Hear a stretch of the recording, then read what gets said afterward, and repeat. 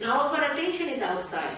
The reason is our brain has become like a prism. And the rays that come into us of awareness also are thrown out. And as a reaction, our attention goes outside. If I tell you to take your attention inside, you cannot take it. Just cannot. Something has to happen inside. And that's why when this Kundalini rises within you, then your attention is attracted inside and this happening takes place. And then you find that you can enter inside as well as outside. But otherwise you cannot. Many people say that we are praying. Now you are praying outside. There's no connection. First the connection must be established. So when your attention is outside, you react to everything. For example, I come and see these flowers, then I react to it, and then I see something, or another thing I see. All the time I'm reacting outside. As a result of all the kind of sensations we get out of our reactions, our attention becomes absolutely disturbed. And we get into a lot of troubles. First of all, our eyes are not steady. They go on hovering from here to there, or God knows what we are looking for. The eyes become impure because we start thinking about things. As soon as we see something, we start thinking, and a barrier is created. For example, there's a beautiful piece, something very beautiful you see. And looking at it, if there's a thought, you cannot enjoy. But if there is no thought, there's pure rapport, pure connection between that beautiful art and yourself, then you just see it and enjoy that joy of the artist which he has poured into it without thinking about it. Otherwise, normally people will think, oh, how many pounds can I save? Or what should I do? Should I purchase it or not? All sorts of nonsensical, flippant, cheap ideas can come into your head. Or could be something higher also, this color is not matched with that and this. But a person who is a realized soul will just see. Just like children, they just do in the same way, without thinking. So the first thing that happens to your attention, that the thought subsides.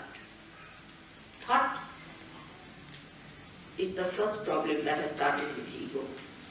And now when the thoughts subside, then you become peaceful.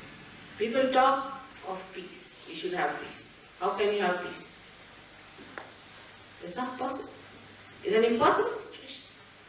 You see, we think by thinking, by organizing, by manipulating, we'll have peace. You cannot. You cannot have peace that way. How will you have peace? When the peace is established on your attention.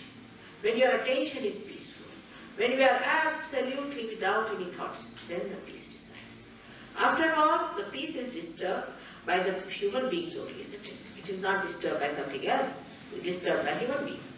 And now, if the human beings are not peaceful, how can you have peace by talks? On the contrary, when there are talks, be sure that there will be some violent action after that. Always it happens. Because thought is incapable of keeping your attention in balance. Now, how do you remove the thought from your mind is the problem. Thoughts are all the time in your mind. If you get possessed, you may not have thoughts. But otherwise, which is the other way? The other way is the Kundalini. When it rises, a thought rises and falls off, another thought rises and falls off. But when the Kundalini rises, then what happens? These thoughts become elongated and start subverting inside. And there is a gap in between. And this gap is the place of our peace. If you achieve that peace, the world peace can be achieved. By just taking placards, by shouting for peace, you cannot establish peace. Peace has to come from the hearts of humans. In the hearts of human beings, peace can be only established when you establish the spirit within you. Its core, where it manifests the bliss of peace. When you start enjoying the bliss of peace, you don't want wars, you don't think of wars. And that is the state where now the human beings have to rise and go to that. So these horrible times which we call as Kali-yuga, the modern times, which are the times of complete illusion, and when all the value system is changed, where everybody seems to be unhappy and sick, is the time also preceding the Krita Yuga, the time where everything will be done, perfected and established. That's the meaning of Krita Yuga. So to begin with, primitive times, which were called Krita Yuga, are established again. The primitive is again established, but here with awareness. Like as I told you, the matter becomes aware of itself. The Kundalini, which is a potential thing, which is a potential power of desire within us, which is we can solve the primitive, manifests itself and becomes aware of itself. That is what is Sahaja Yoga today.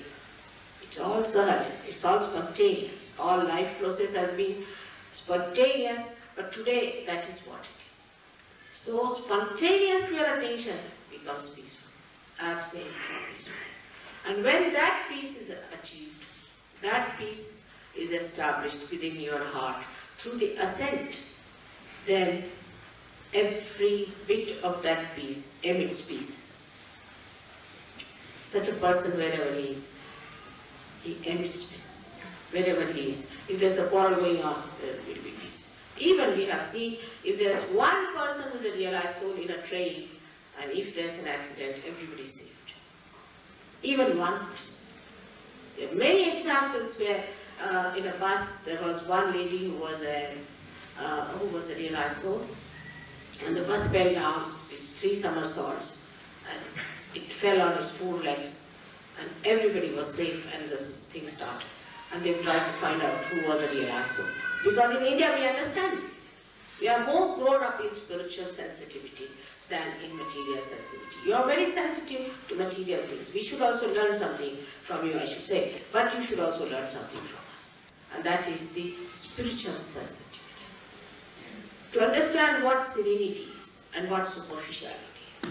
So with this attention being absolutely stationed on a balance, you start seeing the superficiality. You start discarding the superficiality. You immediately see that this is superficial, there's nothing in it. And then the attention only accepts whatever is deep, whatever is divine. The rest of it is dejected. It doesn't accept. It doesn't react. It doesn't say anything about it. It doesn't accept. It has nothing to do with it. It is just separate. The attention keeps a distance from all superficial things. It has no enjoyment. I have been many Sahaja yogis who are here today, who used to indulge in all kinds of things, which I was amazed how they go, because they were men of God. But the situation is such, the atmosphere is such, that they were, and they have given up their parents, they had given up everything and had become really like vagabonds, I should say. But when they got their realization, settled down. Everything settled down. And now they don't go to those places. Now they just don't like it. They don't want to see it on the TV. There's on the TV, they put it on. Because the attention has now the sense I would say, of purity. The sense of morality, which we know of is hypocrisy outside. We are hypocritical. But this is inner morality which just keeps you moral. Inner quality, like Christ now. He would not do something filthy, will he? Why? Why did he do it? Like any other person? Why was he not attracted to something that was not good? Because his attention was pure. It would not accept anything that was not pure. Like that, your attention becomes absolutely pure. Your eyes become innocent. Your eyes do not have dirty ideas, lusted ideas, but they have purity in them. And wherever you put your eyes, that becomes pure. Wherever you look, that becomes pure. You spread purity through your eyes, not lust and greed. And this is something must happen today, because the time has come, our eyes are tired of looking at all horrible things. Let us now have those eyes who discard. Then why will they have dirty things? It's only we have created this spirit. Once we discard it, it will all disappear. It's our own creation. Whom can we blame? Not the birds have done it, not the tigers have done it, or the trees have done it. It's we, the human beings. We have done all this nonsense. If we get purified, everything will be purified. Now the attention becomes collectively conscious. Becomes. So far your attention is not. Your attention is, you can see a person, how his hair is, or what dress he's wearing, and all these things. But you cannot penetrate into that person to feel what sort of trouble that person has, what centers he is touching, whether he is a good man or a bad man from the divine point of view. Because your attention has achieved that state of collective consciousness, you can understand. At the very sight of the person, you can say what sort of a person is. I mean, I had many experiences like that. I told once my husband that this man has come to loot our country. And he was shocked. He said, how do you pass it in a mark, just looking at his face? I said, he has come here to loot our country. And he did it. He did it. Within 3 years' time, they found what he looted us out. Like that, we can have many people who are really at the top of organizations, governments, these that are really cheats, are going to one day ruin the whole country or destroy us completely. You can see it from the face. But that penetration only can come when you have those pure eyes. When you are yourself pure, how can you see? When your glass is mirror, suppose if there's your eyes are covered with some color, then how can you see? To see something clearly, your eyes must be clear and clear. And that's what happens to us. But there's nothing wrong. Once Kundalini rises, she kindles a light. You can see a twinkle in the eyes of a person who is really nice, so the eyes are twinkling. And there's a kind of a light you can see in the eyes of such a person. And then you know that such a person is realized. It's very simple to make out even the eyes of a bad man and a good person. When you develop your own inner sensitivity. And this comes through the attention being absolutely at balance. No thoughts rising. You look at a person without any barrier. For example, you see, say I see an Indian. Then immediately I think, oh, from what country, what part of the country, then who is he, this, that. Suppose. So that she's lost that. It's nothing important. What is important is what sort of a person he is. He may be your own brother, maybe a nasty fellow tomorrow, he may murder you. So it does not matter. Whatever you have understood through your brain is nothing. What is important if you have seen through and through what sort of a person? So the attention has to be purified, but that you don't have to do. Your Kundalini itself purifies your attention. You become collectively conscious. So many things happen to your attention. Sitting down here, you can tell about people, what's happening. Now the Krita Yuga means it happens, it is manifested. So now the attention manifests itself. It's another very remarkable thing that happens. Like, I'm sitting here now and I'm thinking of someone. Alright, I'm thinking of someone. If I want, I can think. If I don't want, I need not think. That is the situation. But after realization, somebody needs your help. You just think of that person. And if you think of that person is helped.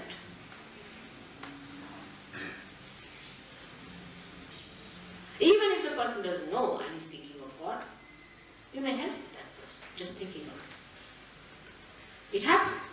It has happened. You must have seen one of the things happen in Bedford. It's very surprising for people, but it's a fact.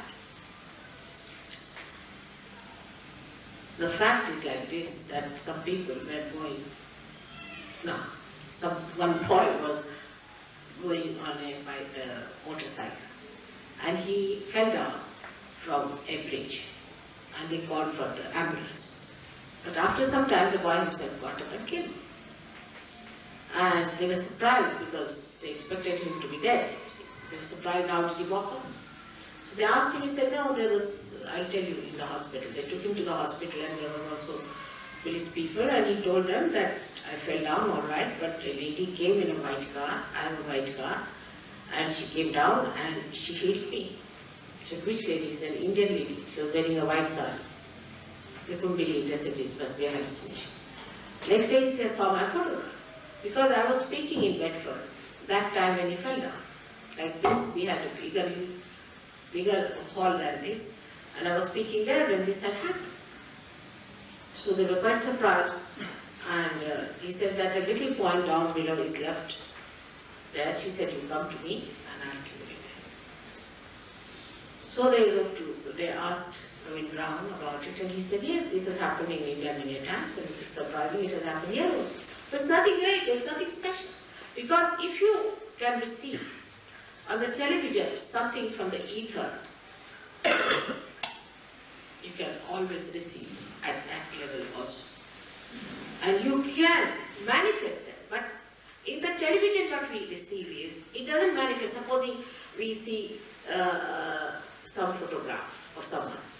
It doesn't get up and cure us, does it? It does not. But here, attention when you put to it, the attention manifests. See, wow, fantastic. It is very hard to believe, but it happens. It happens. That the attention itself manifests. So, this attention that becomes enlightened, becomes one with the divine, it manifests. And it acts. And it helps. It is very miraculous, but now those who are surgeons here know 1,001 stories about it. It has happened like that. It can happen to you. It can happen to anyone. Like once I remember a girl, she went to a place which was a little lonely and some people attacked. And some surgeons were going by bus. So they suddenly got down at a place and just walked. They didn't know why they walked there. And they found that so many people were attacking this girl, and they just saved the girl from them. And they were from a different place, and she said, how are you all here? Oh, we don't know. We just felt we should walk this side, so we came out. We felt the vibrations, we just came, walked here, and we saw you in this condition. It can happen. So you become one unit, like the part and parcel of the body.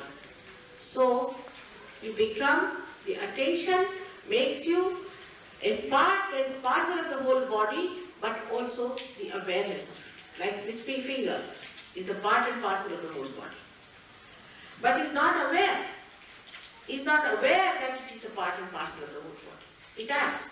But there it is aware and it acts without even having any connection outside, like ductless glands, it acts and it manifests and it works out the way it has to work. It's such a fantastic thing, is the attention that becomes. Then the last and the most important thing is that you become the joy. Nowadays, we have lost the sense of joy. With the smallest thing we get irritated and angry. You see the small children running, a lady comes down. You should not run here, I'm disturbed. How many children when they run, and the sound they make so sweet, so beautiful, so joy-giving. But she can't bear it because she's so tense. She's just waiting to hear. She comes down, there's one child, she shouts at the child. The child cannot even speak. Why are you shouting at him?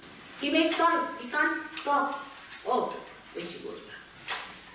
All the time you are just waiting to find faults with others, waiting to complain, waiting to see what others are doing now. Not enjoying them at all. Once I was traveling from Lucknow to Delhi in a train, and we had ladies compartment, and we were 4 ladies, but there was only one lady with me and myself, and in the other compartment there were 2 young boys. And they had met after a long time, I think they were in college together. And they were hitting each other and, talking with each other in such a friendly manner. I was just enjoying it. And this lady was so angry. She said, these stupid fools don't allow me to sleep. I said, we sleep every time, we enjoy the way they are having. She said, what, you're enjoying that? I said, really, I enjoy. I'm feeling my young hitting each other and see, you come around now, what you did this way. It's so interesting, such innocent talk we were having. And this lady got so infuriated. She said, no, I'm going to hit them hard. At the most she knocked, 10 times she knocked. I said, why let's damage her. So she said, no, I just can't manage, I can't. See, then she went out. Her attention, would not allow her to sleep. She went out, shouted at him, what do you mean by doing like this? And what do you mean by talking like this? Poor thing, like this. I felt so sad. When she came away, I went and told her, doesn't matter, you know. She's still, her ears are very, very sharp, you see. So when you talk in muffled voice, she won't know. But even that she could hear. She could not spare them. The whole night, you see, she didn't sleep just hearing it. Don't you think they're talking? Now but just that's how our attention is. Horrible. It can never enjoy anyone. What the birds speak, how the children run, and how the people talk. You see, it's so enjoyable.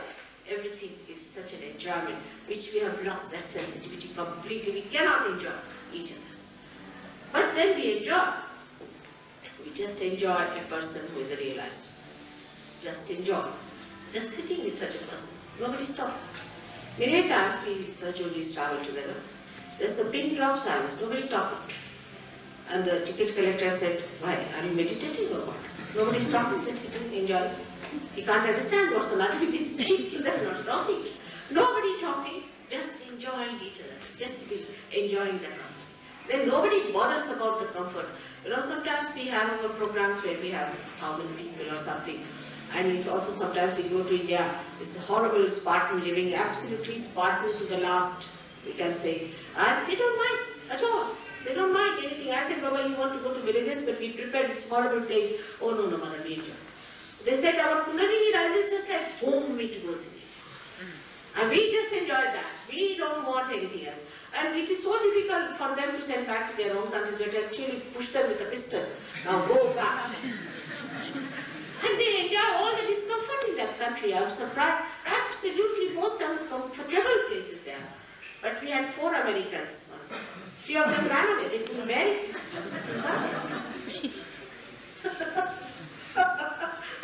We had to force them. We said, no, we have to stick them with something that they stick on them. They would not. This no, it's too much for us. How can we live like that? I said, what comforts you have here in the country? See, all plastics. We eat in plastic. Everything plastic. Even for towels you have plastic. At least in India you have everything cotton. You have a plate of, say, a beautiful plate of brass to eat food. What do you have in your country that you are talking of your comfort? They got a little bit. I said, we have at least motor cars. All right, we have got bullock carts. Doesn't matter. But it is too much for them to go by a bullock cart because you see, their body is all shaken up, their attention all outside. So this is what happens. Your attention becomes balanced. Attention becomes collectively conscious. You start enjoying others. And this so-called comfort for which we really fight is zero. Like here I see, if you go to Yorkshire, you find people have gone to Brighton. Why? For a holiday. And the people from Brighton have come to Yorkshire. I said, but what? I can't understand. They can't sit in the house. See, there's nothing like grahastha, means the one who stays in the house, isn't it? There's nothing like a household. They're always out of the house. As soon as they get a holiday, they must pack up, walk. Some people are just cruising. Fine, why are you cruising? You must sit at home. Home is the place of bliss. Sit down, talk together, have some rapport, be nice to each other. That's not there. You will have a television in between you. Otherwise, if there's no television, there's a fight. Nobody can stand the company of another person even for 5 minutes. Either you have television, or you have newspaper, or something in between. There's nothing like enjoying the company of other person. Why? Because our attention is so shaky. Just gets disturbed for nothing at all. I mean, how can you live in a place, in any place without any sound? You want to have soundless area. Then why God has given you ears? He has given you the ears to enjoy the music of His rhythm. And that you can only feel when you become a realized soul. Before that you are very uncomfortable. You have all kinds of wrinkles all over. And you ask them, why have you wrinkles? Oh God, you know, I have neighbors who are young boys. They are all the time singing loudly. I will grow old in no time. I said I would go and join them if it was. What is there to feel so bad about it? What is there to feel that cannot bear it. Why should we be so tired about it? Because our attention makes us tired. All the time our attention is. And the worst is our attention is on the watch. Watching the time. For what? For what are you watching the time? There is no more going to be a war of water or anything. You don't have to worry on that. You see, when the bomb will come, it will come without knowing. So why watch the time? After all, that's the only thing that is important, isn't it? Otherwise, what is important is enjoy the time, this moment. Every moment has a dynamism in it. But you are thinking now to go, now mother is speaking, whether I'll get my train or not, I should look at that. As soon as the time is over. But I tell you, for a surgery, the trains will stop, the aeroplanes will stop. Everything stops. Because after all, it's all God's will you are entering. Who is greater than God? Who is more powerful than Him? Once you enter into His kingdom, everything works out. You know, it works out. Mother, we don't know how it worked out. It works out. They talk in third person, it works out. So the joy of those happening, the joy of that blissfulness, that security of God fills you up. And when it fills you up, you feel absolutely relaxed. You feel it's all done. So attention should be at the nice things, as we say, but it is never. How do we do it? We do it by enjoying the nice things, by understanding the nice things. Just our attention goes there, and whatever else may be there, we just don't see. We just don't see. We went once to a place called Nepal. You must have heard about Nepal and Kathmandu. And my daughters were there with me. And normally Indian people are a little bit sort of, you see, daughters, they wouldn't carry them to places if there are erotics and all that. Actually, we had never seen erotics in our lives, you see, because our attention is not there. So we saw the whole of Nepal, we never saw any erotics, you see. Second time I went, my disciple was there, he was writing a book, and he said, Mother, do you know that Nepal has the maximum number of erotics? I said, no, we never saw. We were moving about with our daughters, we had never seen any erotics anywhere. Oh, it's full with it. I said, where? On top of every temple. I said, why do you see the top of the temple? Why don't you see inside the temple? He said, no, on top of the temple, you'll find lots of these erotics. I said, where? You know, to my amazement, when we went there, the Japanese had put up long these wires and what you call them, those big, you use machine-like ladders, you see machine-like ladders, special ladders there. And with the zoom lenses, they were taking photographs of these erotics. I said, Papa, what's the matter with these? He said, what is there to see in that? And they were taking photographs of these. I said, from this distance, I can't see. I mean, any Indian who goes there, goes to a temple, his attention is on the deity. And he's not bothered, we never saw these things. What is there outside? And these Japanese are with the zoom lens, one falling down and holding on to the wire, another standing on his head, trying to arrange the camera. To get what? That filth, dirt. I was amazed. Because our attention is used to filth. You see, if you know people who are, we call them sweepers in India, they have to clean the, which is not a very good thing, but they do a dirt cleaning thing or a garbage cleaning. And they have no nose to feel the dirt. You see, they become like animals. They can pass through any dirt or filth. Same thing has happened to us. We have no sense left of sin. What's wrong? So what? That's what. We have lost the sensitivity to sin. But after realization, you just become sensitive. And you abhor it. Just leave it. So the discrimination takes place. You can never enjoy a sinful act. And the enjoyment of righteousness and virtue starts flowering into you, you become a flowering personality. You really enjoy yourself. You never say, I hate myself. Or you never use this word, I hate you. Next moment, I love you. That sort of nonsense goes away from your tongue. You become a beautiful person who is never bored. Who is never bored. You enjoy your own company so much. Even if you are engaged, you are enjoying yourself. You are outside, you are enjoying yourself. Because you are there, you are not lost. So this is how our attention becomes enlightened and you become the joy. And this joy fills you up completely. You become a personality of magnetism, complete magnetism. I was surprised that the best perfume that they produce in Paris is called as joy. The most expensive is joy. I think they have found out that joy has that magnetism in it. And it is from pure flowers. Actually, these flowers we find in India. I don't know where you find them here or not, from where the joy is made. But whatever it is, what I find that the people are hitting the point all right in every way, that this is joy, the perfume. Joy means, joy is the perfume in a human being. If you have that joy within you, you may not take bath for 10 days, you will have never a problem of any smelling or anything. Because you are perfume, you become perfume. Anywhere, even some people think of me, they get the perfume. All kinds of perfumes. It happens like that. Because in the attention, the Mother Earth, which was the element, the matter, becomes the perfume.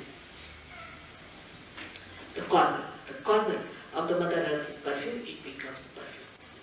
The magnetism of the Mother Earth becomes the magnetism in your personality. Whatever you have got it from 5 elements goes back into its primitive state, in the sense it becomes its causal, like it becomes the glow. The tejas is the causal of light. The causal of light is tejas, is the glow. Your face glows. Your skin glows. There's a glow on your face. Sometimes you find glow around thing. But to see glow is not good. That I'll tell you sometimes later. But you do see. A person like this has glow on his face. So you become your primitive, or you can say your causal, of which you are made, all the 5 elements express in its causal. But now the causal is aware. That's the only difference there is. So you become the joy, source of joy, and the giver of joy. And you yourself enjoy yourself, because yourself is so glorious, so great, and so joyous. May God bless you.